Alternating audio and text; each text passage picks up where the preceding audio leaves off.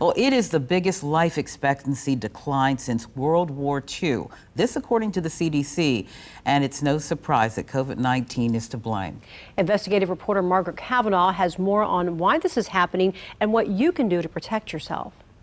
The life expectancy has gone down a year for the average American. So we're going to expect that life expectancy is going to be affected anytime we have a pandemic such as this. I mean, it has affected quality of life across the board of multiple people. For the first half of 2020, the CDC reports that the life expectancy dropped from 78.8 years in 2019 to 77.8. Minorities affected even worse, with African Americans losing 3 years of life expectancy and Hispanics losing nearly 2.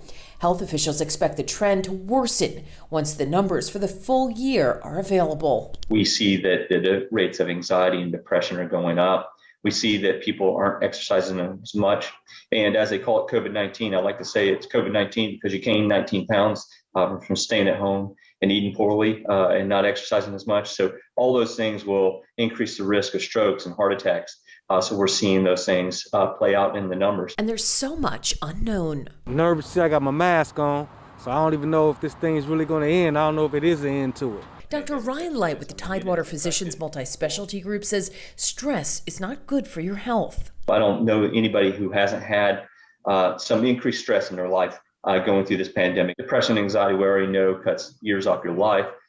Poor exercise cuts years off your life. He encourages movement. Exercise is the fountain of youth. It will add life expectancy to us.